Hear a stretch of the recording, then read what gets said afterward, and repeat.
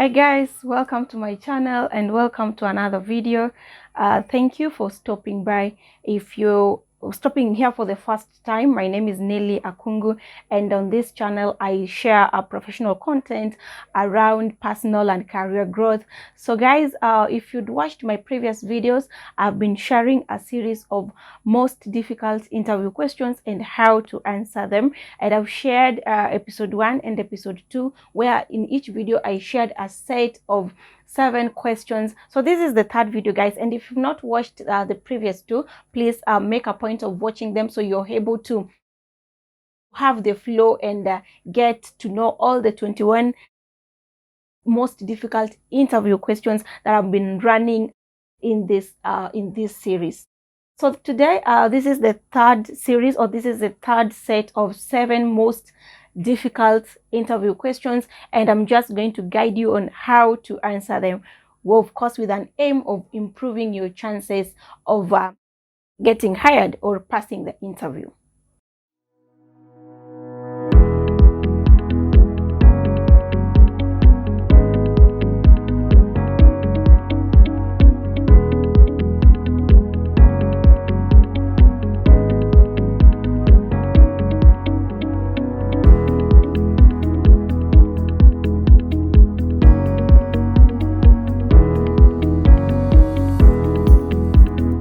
So the first question is, what are your greatest, or what are your strong points, or that can sometimes be asked as what is your greatest strength?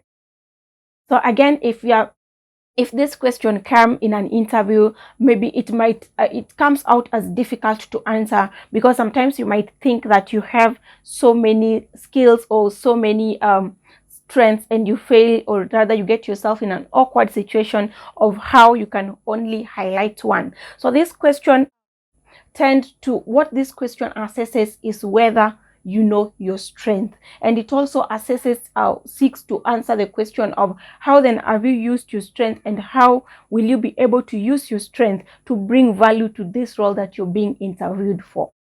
So what you need to consider while answering this question is to look at your strength, your realistic strength, and how you've managed to use them in your previous role to bring value, and of course how you will be able to use these strengths that you have, or your strong points in this job, to be able to bring value to the employer. So again, what you want to do here is to be very realistic and share a skill that is relevant to the job. So how do you know that a skill is relevant to the job? Of course, by going through the job description and understanding how you can be able to apply your skills, or you can be able to apply that strength to bring value. Then when you're asked this question, you need to interlink the two, linking your strongest point or your strongest strength with the requirement of the role that you're interviewing for. So again, this skill, you need to state that one strength that you believe is key for this role. It is your strength, but it is key, actually among the topmost skills for this role. Then after doing that, you need to show or share examples. As I already said, you need to talk about examples, practical examples of how you used this strength in your previous job. Don't just talking about an example, but proceed and share the particular outcome, that when you're using that strength in your previous or current job, what value was it able to yield. So just guys, in summary, it needs to be a realistic skill. You need to align it with the job. You need to share an example of how you've used it in your previous job, and you need to share the outcome in terms of the value that it was able to drive in your previous job. The second question that I would like to discuss for this video is on how do you handle criticism. So when you're asked this question of how you handle criticism, what the interviewer or the panel is looking for is your ability to take feedback and use it to improve yourself. So they are actually also they're also assessing how you respond to authority and the type of environment where you can work. Are you someone who can work in an environment where they're given feedback, or are you someone who do not like feedback, who maybe frowns when they are criticized or when they're given feedback that they find that they feel offend them. You can receive constructive criticism or sometimes non-constructive criticism, but of course I want to focus on constructive criticism on maybe your work output and maybe your performance. So what you need to do is number one, you need to acknowledge that criticism. After acknowledging, you need to thank the person who's giving you the feedback, and of course you need to promise to change. So that's usually the process of receiving a criticism. So in the purpose of an interview, or for the purpose of answering an interview, so what you're expected, how you're expected to answer this question is to, number one, give a practical example of a scenario where you'd been given feedback at work. After giving a particular or a specific scenario, then you need to proceed and share how you've given a scenario when you're given feedback. Maybe, for instance, you're given a feedback when your performance was not good. Then you proceed and say the particular feedback that you're given or the particular criticism that you're given. After that, you need to proceed and share how you're able to improve from that criticism that you received, and then what was the outcome. So it is to acknowledge first that you received a criticism by sharing a situation when you received it. What type of criticism was it? Was it constructive, non-constructive?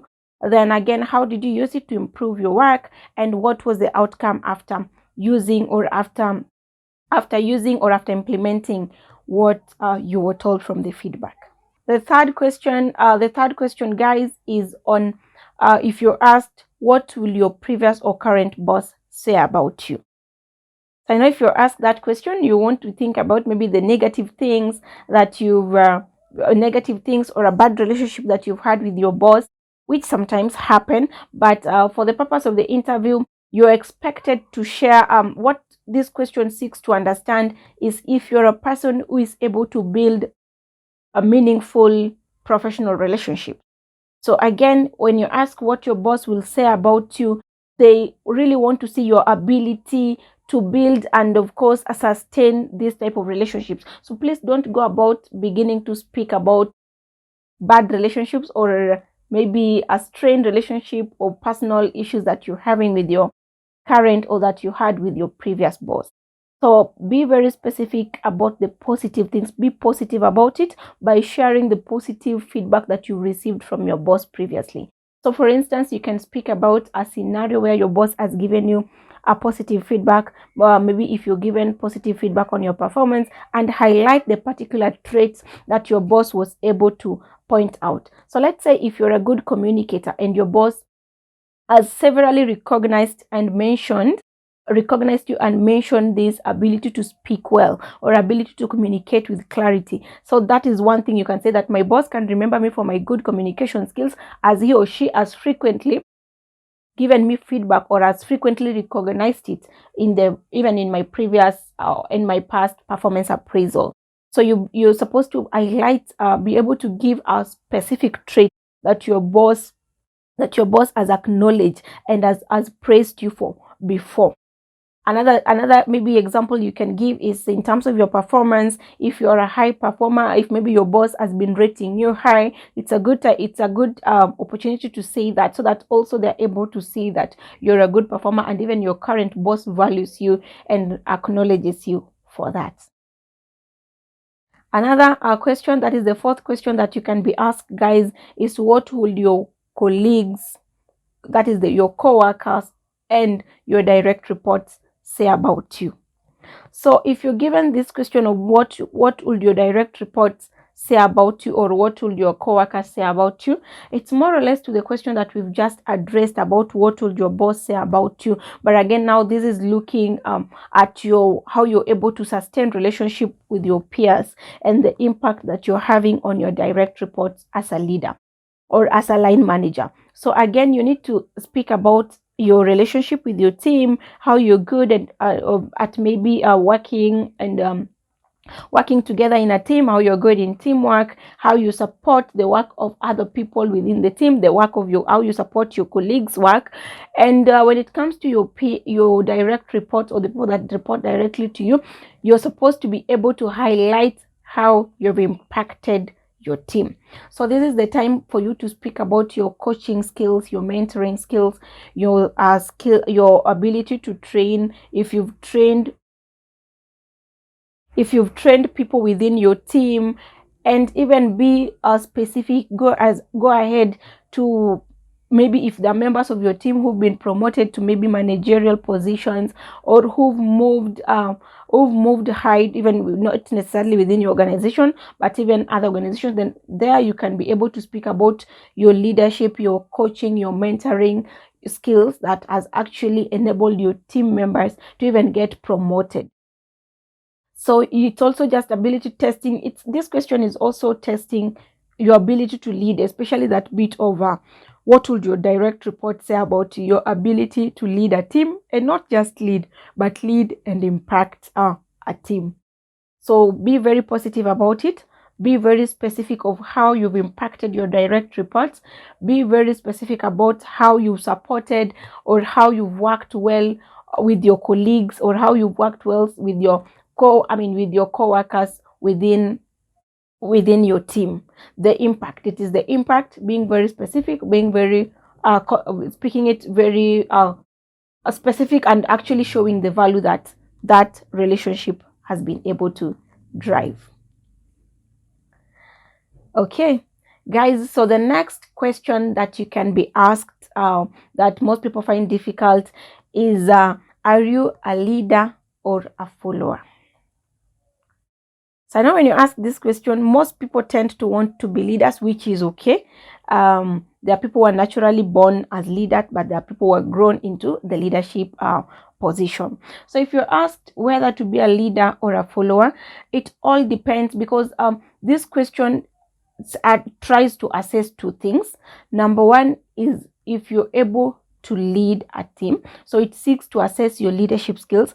And number two, it seeks to assess if you're able to submit under an authority, if you're able to work under somebody, if you're able to work under a supervisor. Because even sometimes if you're a leader, there's also a supervisor whom you work under. Then there's also someone that you report to. So this question will be asked to gauge your leadership skills. It will be asked to show your flexibility. Flexibility in terms of when it comes a time to lead, you can actually lead well. And then when it comes a time to follow, you can follow and be able to take directions from your supervisor or from your boss, even though you are also a leader, or even though you're also a boss. So this when answering this question, you need to show a lot of flexibility, adaptability, and willingness to take different roles in different scenarios. As I've mentioned, the willingness or the ability to be able to be a boss, be a follower when in different scenarios. So again, it needs to show that you need to answer when showing that you have a balanced experience. So you have an experience being a follower, and I'll give you an example, and you have an example being a leader. So when answering this question, you may need to give these two sides of the experiences. Maybe when if you've grown into a leadership role, then you want to give an example of when you are not a leader. So maybe in your entry-level role, you need to be able to show how you're able to take directions, or how you are able to work under the guide of your supervisor, and the skills that this supervisor impacted you have prepared you to be able to lead a team. So again, you see, you're able to say that you have worked under somebody, and you're able to take directions, and because of the skills or because of the knowledge that you gained under that particular person you're reporting to, then you're able now to become a leader. So if you're also already a leader, you can be able to demonstrate your leadership skill by talking about how the current team that you're leading, how you've impacted this team, and how your leadership skill has enabled people within your team also to grow. So guys, again, just to emphasize at this point is to always be very specific, state your answers briefly. Of course, you don't have to be you really don't have to give a very long narration. Sometimes, of course, an interview is timed, and when you begin to give a very long narration, it can actually bore people and even make you lose meaning of what you're saying. And again, be very realistic. So the next question that you can be asked, that most people find difficult, guys, is what is the most difficult decision that you've had to make? At any particular point in life, we've had to make decisions that are difficult, whether personal or at work. But for this video, we are sticking to personal, a workplace related decision that you've had to make, because we are speaking about an interview. So when you ask this question, you need to give a workplace related scenario of how you made a difficult situation. So let me show you how you can answer this question, or what to consider when you're answering this question. There might have been so many difficult decisions that you've had to make. Maybe as a leader, in a typical workplace, some of the difficult decisions that you're having to make will include maybe decisions around which staff goes home when you're trying to reduce headcount, maybe decisions around redundancy, decisions around maybe terminating someone who, maybe separating with someone who had a misconduct. So many decisions. So again, what you need to have in mind is that you need to actually share decisions or scenarios that are relevant to this job. So again, what this question seek to understand is your thought process. Ask to understand your thought process and solutions, how you bring you get, or how you offer solutions to different scenarios. So you really need to think through it before answering, so you're able to actually tell the employer, or you're able to display the fact that you are a thoughtful person. You don't just jump into decisions, and you are solution oriented, that in each and every decision you're making, you aim or you seek to get a solution. So this question, of course, as I already said, what you should be talking about is giving a professional example, rather sharing a professional experience on how you made a difficult decision. So show how the decision making process was difficult. You need to talk about what is it that was difficult about it, and don't forget that you also need to share this specific decision. Like I've given examples on the decisions that you can actually make. What was the most difficult thing about it, and how did it impact? What was the end? What was the impact? What were really the defining moments that you finally made that decision and you're like, wow. What was the defining moment? Explain what exact decision it was, and what was really difficult about it. Yes, guys, we're almost coming to the end. So the last question that you can be asked, that really sounds weird, by the way, and can really throw you off balance if you're asked in an interview, is why haven't you found a job before?